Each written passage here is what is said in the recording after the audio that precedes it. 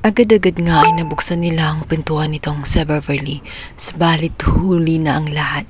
Kahindik-hindik ang nangyari sa katawan nitong sa Beverly, kung saan naliligo na nga sa kanyang sariling dugo. Samantalang itong si Sofia ay bigla na lamang mapasigaw sa sobrang takot at sa kanyang mga nakikita. Hindi lang yun, maging itong si Ruth ay gulat na gulat sa mga nangyayari. Agad pinalis niya ang mga bata para makaiwas nga at baka bumalik pa ang naturang killer. Pinapasok niya ito sa loob. Samantalang itong si Galvan, sinabi tumawag na agad ng ambulansya at mga pulis. Pinahanap din niya ang killer. Sa tingin nga nito ay nasa paligid pa lamang ang killer at hindi pa ito tuluyang nakalayo. Hanggang sa naisip nga nitong si Galvan na maaring nga ang kapatid niya si Aurora ang gumawa nito, matapos kasi niyang ipagyabang na ang program na yon ay hindi lang basta party, kundi isang rebirth nga ng kanyang anak na si Basil, dahil lalaki din ang magiging anak nitong si Beverly. Nahalugad ni Galvan ang buong kwartong nitong si Beverly, hanggang sa may nakita nga siya na isang secret door na sa tingin niya ay doon nga dumaan ng killer.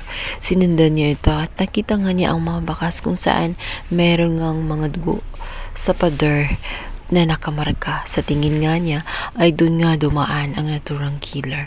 Sa kabilang banda, si Aurora naman ay nag-aalala. Agad niyang pinuntahan itong si Sam.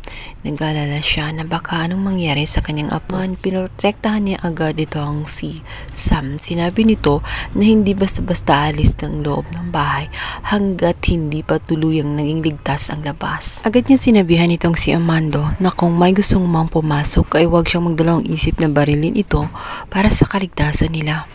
Maya-maya pa nga ay magugulantang sila dahil bigla na lamang kakalabog ang pinto. Kung akala nila ay killer na nga yun, kaya nangangatog na nga sila. At nang magbukas na nga ang pinto dahil pilit itong binubuksan ay nagulat sila. Muntikan na nila mabaril ang inanga nitong si Sam.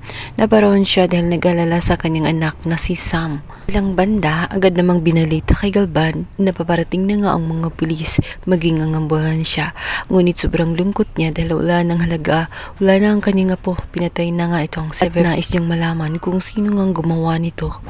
Kaya naman naglilibot siya at naghahanap ng posibleng suspect.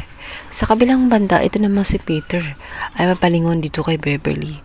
Bago pala napunta yun si Beverly, siya pala ang tumawag dito at sabihin na wala na nga itong si Basil. Kaya naroon siya at sinabi nito loob niya kung bakit naroon siya sa palasyo. Kung hindi siya tumawag ay maaaring wala siya doon. Kung kaya't kapalit ng impormasyon na yun ay hihingi siya ng 1 milyon para manahimik lamang. Subalit hindi nag-agree agad itong si Beverly, kung kaya't binantaan siya nitong si Peter na iba siya kung magalit. Hindi kaya si Peter din ang gumawa sa naturang pagkamatay nitong si Beverly dahil hindi nga siya tumupad sa usapan nila na bibigyan siya ng pera kapalit ng pananahimik.